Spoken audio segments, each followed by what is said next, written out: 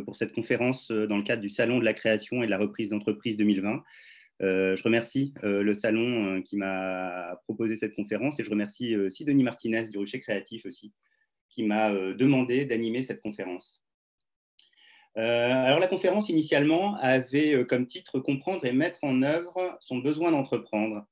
Et puis, curieusement, en faisant mes quelques slides de support, je me suis rendu compte que ça se transformait spontanément à comprendre et mettre en œuvre son changement de vie. J'ai remarqué ça ce matin et je me suis dit que ce n'était pas forcément plus mal parce que finalement, mon objectif dans le cadre de cette conférence, c'était vraiment de refocaliser le point de vue sur le porteur de projet et sur la vie du porteur de projet et sur l'impact que va avoir dans sa vie le fait de devenir entrepreneur. On parle beaucoup du projet, de l'entreprise et des aspects techniques qui vont autour. Là, j'avais très envie de refocaliser sur le porteur de projet. Je me présente très rapidement. Je m'appelle François Dupont-Métayer. J'accompagne des entreprises, essentiellement des startups technologiques, à des moments clés de leur évolution, c'est-à-dire en général entre la série A et la série B. On a déjà une petite équipe, mais que rien n'est gagné encore, notamment l'adéquation du produit au marché. Et en tout état de cause, juste avant la levée de fonds suivante qui va permettre de grandir et devenir, on l'espère, une moyenne entreprise. Et ce qui m'intéresse là-dedans, c'est au-delà des sujets réellement techniques, comme peuvent l'être le marketing, la finance, le produit, l'organisation, des sujets sur lesquels j'interviens. C'est vraiment l'évolution de l'entrepreneur et de son comité de direction, l'évolution de son projet et de son positionnement face au projet. Alors, outre ça, j'ai quelques autres activités. Je collabore avec les déviations aussi, qui est un sujet, un projet, une entreprise que je vais vous présenter tout de suite. Les déviations, qui est-ce? Les déviations, c'est un projet qui a été lancé il y a 2 ans et demi maintenant par Laurence qui était rédactrice en chef de Marie-France et qui avait une petite idée qui lui trottait dans la tête depuis quelques années, une idée qui lui disait « Et si tu allais interviewer des gens qui ont changé de vie ?» Des gens qui étaient en quête de sens, qui voulaient faire autre chose et qui ont réussi, ou pas d'ailleurs, leur changement de vie. Alors évidemment, c'était un petit peu terrifiant parce qu'il s'agissait de quitter son travail bien rémunéré et avec un certain confort de vie pour se lancer dans un inconnu dont on ne savait même pas s'il permettait de gagner un peu d'argent. Coup de chance, elle avait dans son réseau Laurent, qui lui est un multi-entrepreneur, beaucoup dans le domaine du numérique, et qui avait très, très envie de développer un média. Et donc, il lui a dit associons-nous, on va faire ça ensemble. Et donc, aujourd'hui, Déviation, c'est un site web, c'est un média d'inspiration. J'ai mis une photo, une copie de la page d'accueil du site qui permet de lire des témoignages, de voir des vidéos ou d'écouter des podcasts sur des gens qui ont changé de vie. Et il y a aujourd'hui une assez belle audience qui suit ce média. Comme quoi, on est dans une période, c'est sans doute pas nouveau qu'on ait besoin d'inspiration, qu'on ait envie de trouver du sens à sa vie.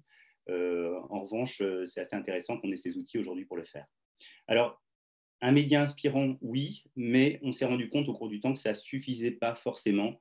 On a tous vécu des moments où on sortait d'une conférence TEDx, par exemple, et on était hyper content et vraiment persuadé d'avoir trouvé ce qu'on voulait faire de sa vie. Et puis, au bout du temps, finalement, l'énergie diminue un peu et puis on se rend compte qu'on repart un peu dans le quotidien. L'inspiration, c'est bien. L'accompagnement, c'est mieux. C'est pour ça que maintenant, les déviations créent une offre d'accompagnement et de coaching pour les gens qui souhaitent changer de vie et qui ont besoin de se faire aider pour ça, parce que oui, on a besoin de se faire aider. Rien ne se fait tout seul. Je précise que moi, j'habite dans le Pays d'Hôte et je travaille dans la région de l'Aube depuis un peu plus de 7 ans maintenant. Et l'objectif des déviations n'est pas d'être un projet parisiano-parisien, mais de se développer partout dans les régions. Et que ce qu'on essaie de faire, même si on n'est pas aidé par les contraintes sanitaires du moment, c'est de créer une antenne des déviations ici à Troyes, dont je serai le représentant. Alors, une déviation, qu'est-ce que c'est? Définition de la déviation, non féminin, déjà, on est tous d'accord là-dessus. Les déviations telles que nous les concevons ont un certain nombre de caractéristiques. D'abord, c'est une déviation professionnelle. Il y a des déviations personnelles, évidemment. On se demande si on doit déménager, changer de continent, divorcer, se marier, avoir des enfants, etc. très bien, nous, on adresse les déviations professionnelles et on les adresse aussi parce qu'on parle à des gens qui sont dans une problématique de quête de sens. Et de quête de sens, de trouver un sens à sa vie qui va permettre de rejaillir sur le reste du monde. Voilà. Une troisième chose qui, selon moi, caractérise la déviation, c'est que c'est quelque chose d'inspirant. C'est inspirant pour les gens qui y assistent et c'est inspirant pour la personne qui la vit et qui découvre dans sa vie plein de choses, des ressources insoupçonnées, des opportunités, etc. Alors, je précise une chose, c'est que l'organisation de cette réunion, c'est entre 25 et 30 minutes de présentation et ensuite des questions-réponses. Vous avez un bouton qui s'appelle Q&R, donc les questions-réponses sur votre Zoom, qui permet de chatter en temps réel. Donc, je vais essayer de regarder ce que vous me dites dans le cadre de cette conférence et de répondre soit en temps réel si ça se présente, si l'occasion se présente, soit à la fin de cet exposé. Donc, n'hésitez pas. Oui, une déviation, c'est avant tout un processus. Une déviation, ce n'est pas une décision de changer de vie. Et ensuite, on passe, comme par magie, vous le savez tous, d'une vie un petit peu morne à une vie absolument merveilleuse, où tout va bien, etc. Non, c'est un processus qui dure longtemps. C'est un chemin qui peut être assez long. Et comme tous les chemins, il est marqué par un certain nombre d'étapes. Alors, ce qui est intéressant, c'est qu'on se rend compte que les étapes de cette déviation sont un petit peu les mêmes quand même pour tout le monde. Et ça, c'est vraiment ce qu'on constate lors des entretiens qu'on fait avec nos déviateurs. La première étape de la déviation, de façon quasi systématique, et ça s'explique, c'est ça. La première étape de la déviation, c'est la crise. Et c'est normal. Alors une crise, c'est un grand mot. D'un autre côté, on est tous en crise depuis quelques mois et même depuis quelques années, si on y repense. La crise, c'est plus ou moins violent, c'est plus ou moins fort, ça vient nous abîmer plus ou moins. Ça peut commencer par un léger ennui, on n'est pas très bien dans son boulot, on aimerait bien un peu plus, on se sent sous-évalué, sous-estimé, en dessous de ce qu'on pourrait faire. Ça peut devenir quelque chose qui devient un vrai stress ou qui nous mange de l'énergie. Gabrielle, qui est une déviatrice qui a témoigné pour nous, travaillait au marketing chez L'Oréal et elle a décidé de devenir sage-femme et elle se rendait compte qu'en rentrant chez elle le soir, malgré son métier prestigieux, son bon salaire, sa jolie vie avec son bel appartement, son mari, ses enfants, en rentrant chez elle, elle n'avait plus d'énergie. Quand ses enfants renversaient une goutte de jus d'orange sur la table, elle se mettait en colère. Bref, c'était quelque chose qui lui mangeait d'énergie et elle disait « je veux pas ça pour ma vie, je veux un travail qui me donne de l'énergie ». Et aujourd'hui, elle est devenue sage-femme et elle est beaucoup plus heureuse de ce qu'elle fait.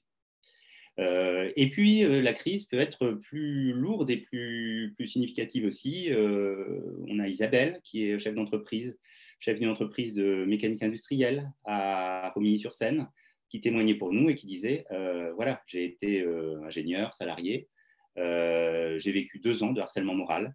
Je me suis dit à cette issue, plus jamais je n'aurai de patron. Et elle est devenue chef d'entreprise, elle a repris une entreprise à Romilly. Et puis évidemment, si on continue à ne pas écouter ces petits signaux qui nous disent attention, c'est pas ce qu'il te faut, ta vie, et ben on peut aller jusqu'au burn-out, jusqu'à la dépression. On a même eu malheureusement des cas de suicide les années passées, dont on a beaucoup parlé dans les journaux. Mais cette crise, effectivement, c'est douloureux. Effectivement, on ne la souhaite pas, mais c'est quelque chose qui nous apporte l'opportunité de regarder un peu en nous. Là, on est en crise sanitaire et vous savez tous que pendant cette crise sanitaire, on commence du coup à réinterroger toutes les politiques publiques de la santé de ces 15 dernières années pour comprendre comment on en est arrivé là. Et bien là, c'est pareil, votre crise personnelle et professionnelle, elle va vous donner l'opportunité d'interroger un certain nombre de choses chez vous et il y a 3 grands sujets que vous pourrez regarder. D'une part, vos blessures. Si vous n'êtes pas bien, si la situation actuelle dans laquelle vous étiez ne vous convient pas, si vous avez certaines vulnérabilités, et ce sont les vôtres, on n'a pas tous les mêmes. Et vous constaterez que vos blessures professionnelles sont souvent des répliques de blessures que vous avez vécues dans votre prime enfance éventuellement. Donc c'est l'occasion d'interroger ça d'une façon historique, de revoir votre histoire, de relire votre histoire à la lueur de cette crise professionnelle. Ensuite, ça va montrer des désirs. S'il y a crise, s'il y a insatisfaction, c'est parce qu'il y a un écart entre ce que vous vivez aujourd'hui et ce que vous souhaiteriez vivre. Alors, dans le cas d'Isabelle, c'est facile. Elle a dit « je ne veux plus jamais avoir de patron ». Le complémentaire de cette insatisfaction, c'était « je vais être mon propre patron ». Donc, le désir d'entreprendre était très facile à voir. Si votre insatisfaction vient du fait que votre patron ne vous parle pas très bien et que vous n'aimez pas travailler en open space, ça va être plus difficile de créer le projet professionnel qui correspond. Mais néanmoins, cette insatisfaction, c'est l'occasion pour vous aussi de vous dire, voilà, je sais ce que je n'aime pas, qu'est-ce que j'aimerais? Et enfin, si vous en êtes là aujourd'hui avec une insatisfaction professionnelle qui vous amène, et je vous en félicite, c'est une très très bonne chose, à envisager de créer ou de reprendre une entreprise, c'est aussi probablement parce que vous avez été amené là par un certain nombre de déterminismes. Et ces déterminismes, ils sont scolaires. T'es bon élève, va plutôt faire des maths que des lettres. Ils sont familiaux. Ton père était avocat, ton grand-père était avocat, hors de question que tu deviennes boulanger. Et ils sont sociaux.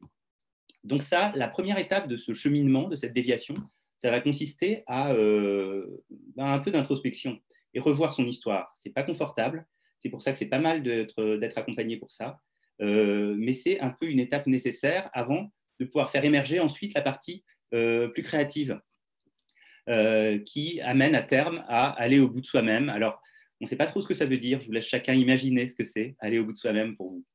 Mais il y a 3 grandes étapes pour ça. D'abord, construire sa vision. On parlait des désirs, de ce qu'on veut réellement faire. Il faut réussir à mettre des mots dessus, et plus que des mots, des images, des contextes, des choses éventuellement sensorielles, des sons, des couleurs. Voilà. Essayer d'élaborer la construction d'une vision. Je reviendrai un peu là-dessus plus tard. Il y a un autre aspect qui, lui, est accueillir l'imprévu. Accueillir l'imprévu, c'est oser l'égarement, avoir un peu de lâcher prise. Quand on a construit une vision, on a tendance à l'internaliser, la faire sienne et à y tenir vraiment à toute la force de sa volonté. Et on sait bien que le monde, que l'environnement fera 10 000 choses pour que ça ne se passe pas comme prévu. Moi, j'avais vraiment une envie extrêmement forte de créer la première soirée de lancement du Club des déviations à Troyes au Rucher Créatif en septembre. Le monde en a décidé autrement, on s'adapte. Voilà. Donc, il faut savoir accepter que quand sa vision n'est pas possible, on doit faire preuve d'un peu de souplesse, d'un peu de lâcher prise pour revoir son projet, quitte à faire ce que font beaucoup de startups, c'est pivoter. Elles partent avec une idée de produit, de mission. Pour tout un ensemble de raisons, ça ne fonctionne pas. On peut complètement changer son projet et son produit pour que ça fonctionne et pour créer de la valeur. Et ensuite, il y a un 3e point, c'est traverser ses peurs, nécessairement. Je pense souvent qu'il y a 2 choses qui nous challengent vraiment dans la vie. C'est d'une part le couple et d'autre part l'entreprise, surtout quand c'est notre entreprise. Et l'entreprise va vous amener à faire face à vos plus grandes peurs et à aller au-delà de vos limites. Alors, la peur, c'est une très bonne chose. La peur n'est pas votre ennemi, c'est notre ami. Elle peut nous sauver la vie dans plein de cas. Je pense que quelqu'un qui n'aurait peur de rien aurait une espérance de vie vraiment très courte.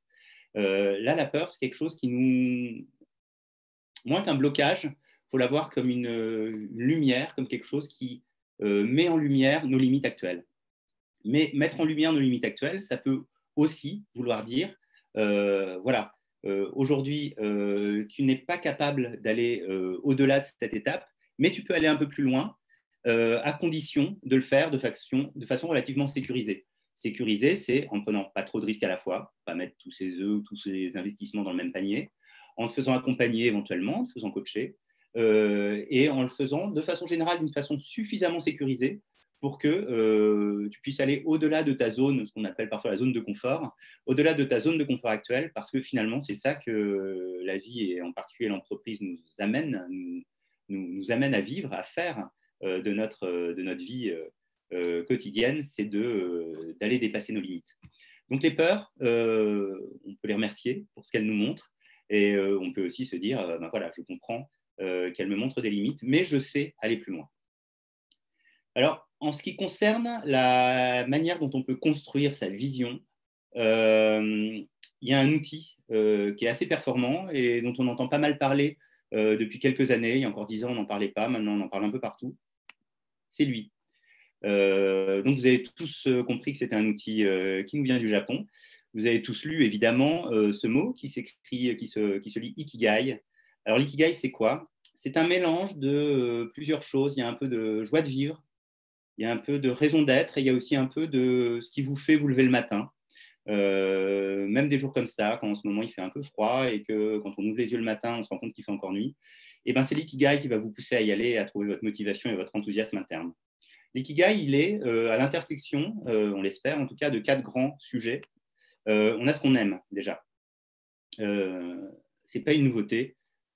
Si on ne fait pas ce qu'on aime dans la vie, on va avoir vraiment du mal à avancer et à créer un minimum de réussite, de satisfaction et de succès. Et le pire là-dedans, ce n'est pas tellement pour soi, c'est pour les autres qui auraient pu bénéficier de ce qu'on fait avec passion et qui n'en bénéficieront pas. Alors, aimer faire des choses, c'est bien. Encore faut-il être doué pour ça. Bon, moi, je chante relativement juste, mais si demain, je décidais de devenir chanteur d'opéra, probablement, je n'aurais pas une vie professionnelle très, très réussie. Ce qui est intéressant dans ces deux sujets-là, ce qu'on aime et ce pourquoi on est doué, c'est que ça regroupe un peu ce qu'on appelle le flow, F-L-O-W, dans la psychologie positive. C'est ces moments où on est tellement dans la zone, les sportifs disent être dans la zone aussi, on est tellement dans ce pourquoi on est fait, dans ce qu'on aime et ce pourquoi on est doué, que tout se passe de façon extrêmement fluide, sans effort et avec un niveau de performance très très élevé. Alors, je vous invite, si vous avez l'occasion, de revisiter des moments de flow que vous avez tous vécus dans vos vies personnelles ou professionnelles. C'était soit en prenant la parole lors d'un mariage, soit en faisant de la musique avec des amis, soit en invitant des gens chez vous et en voyant un repas qui se déroule à merveille, où tout le monde est heureux, tout le monde est content. Revoyez ces moments de flow et écrivez-le, parce que c'est des moments qui vous signalent très fort que vous êtes vraiment dans votre passion, à l'intersection de ce que vous aimez et de ce pourquoi vous êtes doué. Alors évidemment, il y a 2 autres sujets. Ce pourquoi vous êtes payé. Peut-être qu'il y a des gens qui n'ont pas besoin de gagner leur vie, mais enfin, vous qui êtes entrepreneur potentiel ou créateur d'entreprise, vous savez bien que l'argent sera le nerf de la guerre. Évidemment, le rôle d'une entreprise n'est pas de gagner de l'argent, pas plus que votre rôle ou votre objectif dans la vie n'est de respirer. Néanmoins, comme l'oxygène pour vous, l'argent pour l'entreprise est une nécessité pour durer et pouvoir se développer. Donc, c'est évidemment crucial. Et enfin, il y a un troisième point, ce dont le monde a besoin. C'est peut-être moins évident parce qu'on se dirait, finalement, si je gagne bien ma vie, si j'aime ce que je fais, si je suis bon là-dedans, c'est super. Néanmoins, vous avez les 4 petits pétales pointus autour de l'ikigai qui vous montrent ce qui se passe si vous manque un des 4 sujets. Vous pouvez avoir un petit sentiment d'inutilité. Et ça, c'est dommage parce qu'au fond de nous, on a tous besoin de contribuer au monde et de le rendre meilleur qu'il n'est. 2 dimensions de l'entrepreneur. Je ne sais pas si j'aborde ce sujet. Je vais le faire très rapidement et on va voir ce que ça donne. Alors évidemment, un entrepreneur, ça a plein de dimensions, mais il y en a 2 majoritaires. La première, c'est la vision et la deuxième, c'est l'action. Il y a des entrepreneurs qui sont très visionnaires. Il y en a d'autres qui sont des génies de la mise en œuvre. Néanmoins, si vous êtes entrepreneur, vous devez avoir les 2 dimensions. Ça, c'est essentiel. Alors, j'ai envie de vous proposer un petit exercice. Je ne sais pas si ça va fonctionner. On va voir. C'est un test en conditions réelles. Je vous propose de vous donner 1 minute, top chrono, pour essayer de trouver en un mot, 2 maximum, un verbe, c'est très bien, votre vision. Vous avez 1 minute pour me dire voilà, quel est ce qui vous motive, ce que vous voulez vraiment faire, en un mot. Top chrono, je coupe.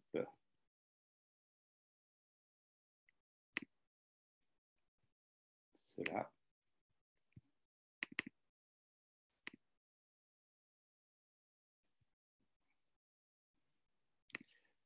Voilà, vous avez 1 minute. Je vais regarder les questions-réponses pendant ce temps-là. Si vous avez des choses à dire, n'hésitez vraiment, vraiment pas à le mettre dans les questions-réponses ou dans le chat de façon à ce qu'on puisse échanger là-dessus par la suite. Alors évidemment, là, je prends un risque puisque je ne sais pas si quelqu'un va trouver quelque chose. Une bonne indication du fait que vous avez vraiment trouvé quelque chose qui vous correspond et qui vous ressemble, c'est probablement que ça provoquera une émotion chez vous. C'est que ça ira au-delà de l'évidence intellectuelle, c'est que probablement ça va activer quelque chose qui est de l'ordre de l'émotion.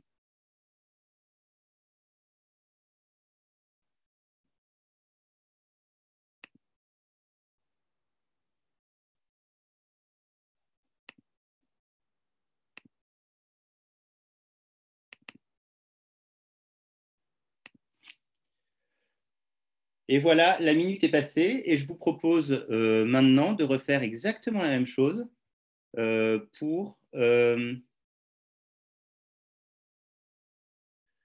l'action. Donc là, on était dans la vision. On voit bien ce que c'est la vision. C'est ce qu'on veut mettre en œuvre. C'est la manière dont on veut changer le monde. Maintenant, on va être dans l'action. Quel est votre type d'action dans quelle action vous êtes bon, que voulez-vous faire, encore une fois, en un ou deux mots, un verbe d'action éventuellement, ce qui vraiment vous parle aujourd'hui, maintenant. Je remets le chronomètre.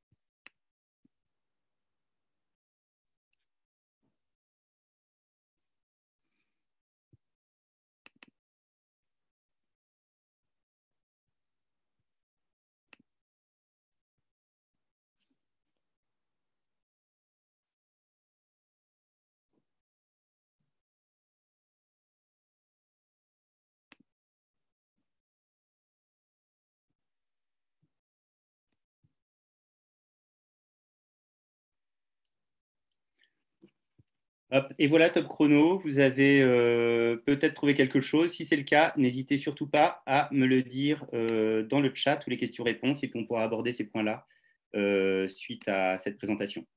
Je vais très rapidement aborder quelques mythes qui sont assez importants et qui peuvent limiter beaucoup ou freiner des entrepreneurs potentiels. Sont des vrais blocages. Premier mythe, l'entrepreneur aime le risque. Alors, on entend beaucoup de gens qui ont réussi, qui sont devenus des entrepreneurs à succès et qui, rétrospectivement, réinventent un petit peu leur histoire d'une façon qui donne l'impression qu'ils n'ont aucune aversion au risque et qu'ils sont prêts à tout. La réalité, c'est complètement faux, de même que les peurs. Si on n'a pas peur du risque, si on ne limite pas le risque, si on ne mitige pas le risque, on risque de se planter un certain nombre de fois avant de réussir. La réalité de l'entrepreneur, c'est qu'il essaie de contrôler le risque et que face à un niveau de risque donné, on va essayer de maximiser le gain associé. C'est l'inverse du banquier, si vous voulez, qui, lui, face à un niveau de gain donné, essaie de minimiser le risque.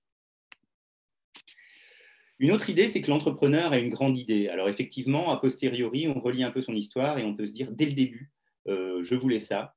Dès le début, Jeff Bezos voulait créer Amazon. Dès le début, Amazon tel qu'il est aujourd'hui. Dès le début, Steve Jobs voulait faire ce qu'il a fini par faire. Alors oui, il y a des idées en germe chez nous, mais on sait bien que même si on a une grande idée derrière la tête, jamais on ne pourra la mettre en œuvre dès le début. Donc en pratique, l'idée se développe au fur et à mesure, et plus que ça, elle peut changer au cours du temps en fonction d'un certain nombre de circonstances qui nous aident ou qui sont à l'inverse plutôt adverses. Un autre mythe, c'est que l'entrepreneur est expert en prévision. Alors ça, c'est très majoritairement faux dans la majorité des cas. C'est plutôt le contraire. L'entrepreneur va plutôt jouer contre les prévisions. Il va plutôt agir sur son environnement pour créer un avenir. Oui, un autre mythe, l'entrepreneur n'est pas une personne normale. Évidemment, si, l'entrepreneur est une personne normale. Plus que ça, l'entrepreneur, il n'y a pas un profil d'entrepreneur donné. On peut imaginer assez facilement l'entrepreneur comme quelqu'un de charismatique, ouvert, audacieux, etc. La réalité montre, les chiffres montrent que ce ne sont pas forcément ces profils-là qui réussissent le mieux d'ailleurs dans l'entreprise. Il y a autant de profils d'entrepreneurs que de personnes. Tout le monde peut le devenir et les entrepreneurs timides, les entrepreneurs qui doutent d'eux, les entrepreneurs qui n'aiment pas se mettre en avant, il y en a beaucoup et ce ne sont d'ailleurs pas ceux qui réussissent forcément le moins bien. Enfin, le dernier mythe, je pense que c'est une évidence, mais un entrepreneur peut avoir tendance à vouloir revisiter son succès en disant « j'ai réussi tout seul ». On sait bien que ce n'est pas vrai.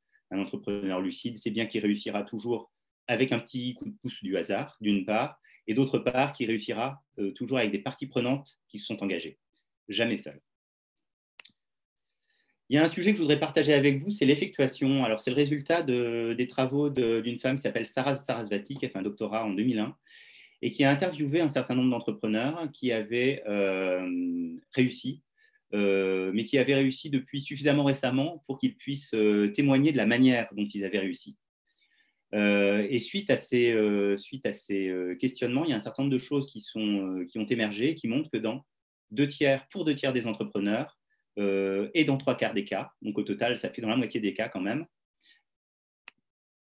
ça ne se passait pas forcément comme ça. On a tendance à se dire naturellement, pour faire quelque chose de sa vie, il faut d'abord se donner des objectifs et ensuite on va en déduire des moyens qu'on va essayer de trouver et de mettre en œuvre pour atteindre les objectifs. Alors est-ce que c'est vrai? Et bien pas tant que ça justement, c'est vrai dans une petite moitié des cas.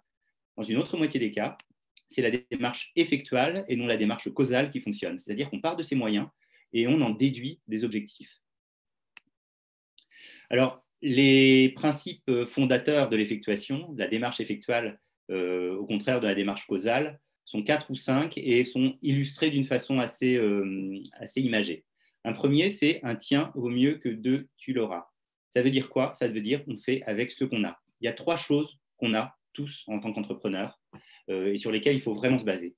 C'est une personnalité, qui on est. C'est des compétences, qu'est-ce qu'on connaît, et c'est un réseau, qui est-ce qu'on connaît. À partir de là, on peut commencer à créer un certain nombre de choses, et c'est vraiment de ça qu'il faut partir.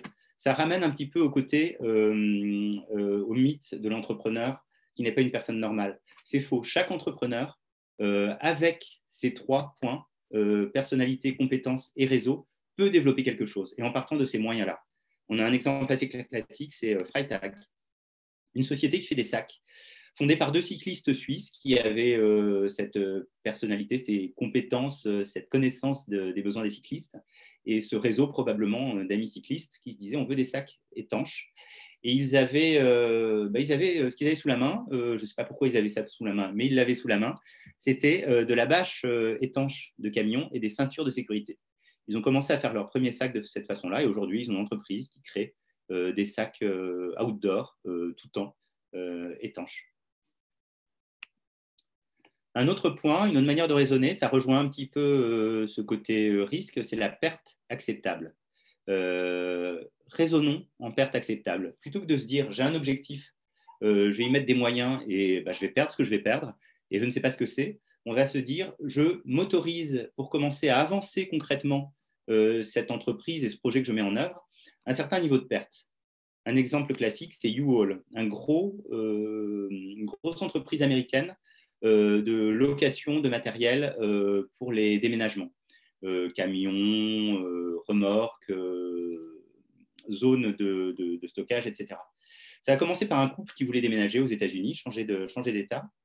Et donc, ils ont acheté 5 000 $, une remorque pour ce faire, et ils ont déménagé. Une fois arrivés chez eux, je crois que c'était en Californie, ils se sont dit qu'est-ce qu'on fait de cette remorque qui vaut 5 000 $?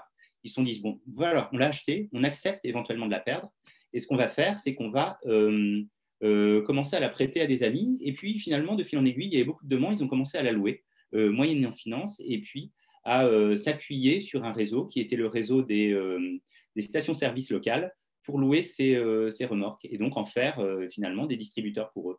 Et aujourd'hui, c'est devenu une grande entreprise, un des leaders de la location de remorques et de matériel pour les déménagements. Donc la perte acceptable. Un autre sujet, c'est le patchwork fou. Alors là, on n'a pas un exemple type parce que c'est vraiment une façon de faire. C'est vraiment une méthodologie. Ça consiste, comme dans un patchwork, à se dire voilà, j'ai besoin d'une couverture. Je ne sais pas trop quelle taille elle va faire, je ne sais pas trop à quoi elle va ressembler à la fin, mais je vais prendre des morceaux de tissu, les coudre ensemble, et à la fin, j'arrive à ça. J'arrive à ce patchwork qui répond à un besoin. C'est une manière assez différente de se dire j'ai un besoin, comment le résoudre?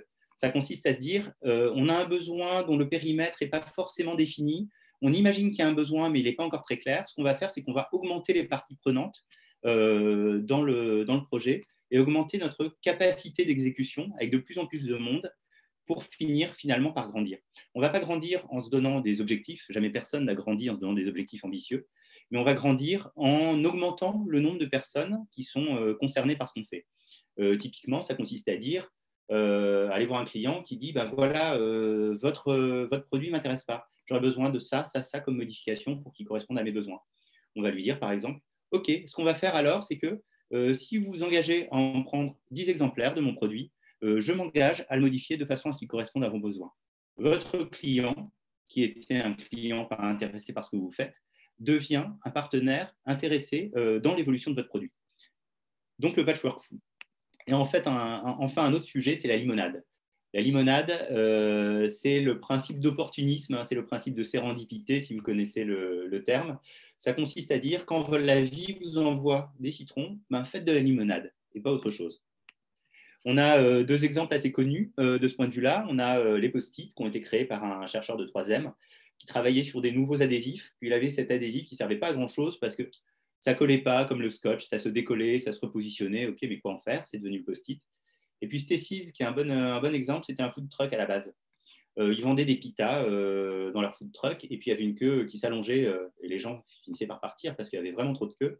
Alors, pour retenir les gens, ce qu'ils avaient eu comme idée, c'est sur la base des pitas qui n'avaient pas été vendus la veille parce que les gens avaient fini par partir à cause de la file d'attente. Ils en faisaient des espèces de chips épicés qui distribuaient gratuitement dans la file d'attente. Et de fil en aiguille, les gens revenaient, plus tellement pour les pitas qu'on achetait dans le food truck finalement, mais pour ces petites chips épicées qui distribuaient gratuitement. Donc, ils ont pivoté, ils ont fini par créer ces chips et devenir un des poids lourds de l'agroalimentaire d'ailleurs, puis ils ont été rachetés 65 millions de dollars par PepsiCo. Donc voilà, je repasse rapidement les quelques grands sujets de l'effectuation. Un tiens vaut mieux que deux tu l'auras. Partez avec ce que vous avez. Bon, déjà, partez des moyens pour définir les objectifs et éventuellement changer les objectifs en fonction des moyens qui évoluent au cours du temps. Donc, première chose, vos moyens à vous, qui vous êtes, ce que vous avez et votre réseau. Deuxième chose, la perte acceptable. Limitez le risque en vous disant, voilà, je suis prêt à perdre 10 000 euros, je suis prêt à perdre telle ou telle chose, mais pas plus. Donc, je borde mon risque et j'adapte mes objectifs en fonction de ce risque limité. Troisième chose, le patchwork fou. Jamais vous n'allez croître seul. Ce qui va faire croître votre business à terme, c'est d'augmenter le nombre de parties prenantes, de faire rentrer des clients, des partenaires, des concurrents éventuellement. Faites grandir votre réseau et impliquez-les dans ce que vous faites. C'est comme ça que vous allez croître. Et enfin, la limonade, si un jour il vous tombe quelque chose qui n'était pas prévu, essayez d'en faire quelque chose. Réfléchissez toujours à ce que vous pouvez faire, à comment vous pouvez maximiser votre output, votre création à partir de ce que vous avez. Voilà, je vous remercie. J'ai tenu les 35 minutes, je suis un peu en dessous. Je vous remercie, vous, évidemment, de votre attention. Maintenant, on va passer dans le chat, dans les questions-réponses plus exactement, et échanger un peu sur le sujet. Je remercie également les coachs associés aux déviations qui m'ont aidé à préparer cette présentation. Donc, Roselyne, qui est basée à Paris, Julien, qui est basé à Paris et en Normandie et qui est un spécialiste de l'effectuation. C'est lui qui me l'a fait découvrir. Merci, Julien. Anne Sotomayor, qui est une coach basée beaucoup à Auxerre, mais encore un peu à Troyes maintenant, et qui est une experte de l'entrepreneuriat au féminin. Et Mélissa Bilon, basée à Troyes, qui, elle, est une spécialiste de l'accompagnement des salariés vers l'entrepreneuriat. Je vous laisse noter, si vous le souhaitez, mes coordonnées. N'hésitez pas à revenir vers moi, poser des questions, me dire ce que vous en avez pensé, c'était bien, c'était pas bien, il manque ça, j'ai pas compris telle chose, soit par mail, soit par SMS, soit par téléphone. Et maintenant, je vous propose de venir dans un temps de parole. On pourra échanger un peu sur vos questions, vos questionnements et éventuellement les résultats du petit exercice sur la vision et l'action que je vous ai proposé tout à l'heure. Merci à tous et à toutes.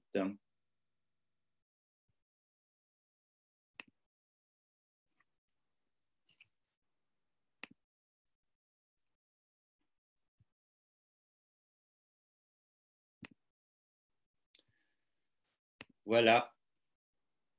Alors, qu'est-ce qu'on lit dans le chat? Emeline Bossé disait ces deux mots, créer demain. C'est une très belle vision, effectivement. Éditer des meubles et provoquer des synergies. Les deux n'ont pas de lien direct. Alors ça, c'est intéressant parce que justement, c'est là que la créativité va pouvoir s'exprimer un peu à partir du moment où on sort des choses qui ne paraissent pas directement liées. Et pourtant, en creusant un peu, on va peut-être trouver des solutions pour les mettre en lien et en faire quelque chose qui vraiment, Emeline, te parle et te ressemble. Typiquement, quand je vois que les deux n'ont pas de lien direct, mais que ton cœur de métier est d'éditer des meubles et que tu aimes provoquer des synergies, ça me fait immédiatement penser au patchwork fou, parce que là, c'est en provoquant des synergies et en impliquant de plus en plus de parties prenantes dans tes projets qu'il va se passer des belles choses. Merci à tous pour vos commentaires bienveillants. J'apprécie que ça vous ait plu. Je reste encore à votre disposition. Si vous avez d'autres choses à dire ou à questionner, éventuellement parler de choses qui n'ont pas forcément de lien direct avec ce qu'on vient de se dire, mais qui vous passent par la tête. Et n'hésitez pas aussi, si vous voulez, à dire pourquoi vous avez voulu participer à cette conférence. Dans le cadre du Salon de la création de la reprise d'entreprise. Vous avez peut-être des envies, vous avez peut-être des projets. Où en êtes-vous dans le cadre de votre projet professionnel d'intervention, de création ou de reprise d'entreprise, et quels sont les différents points qui vous font réfléchir, qui vous bloquent aujourd'hui dans ce projet.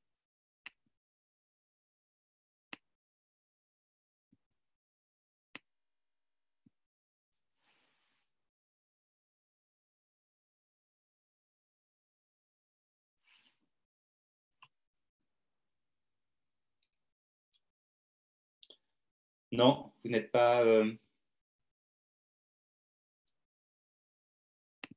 inspiré?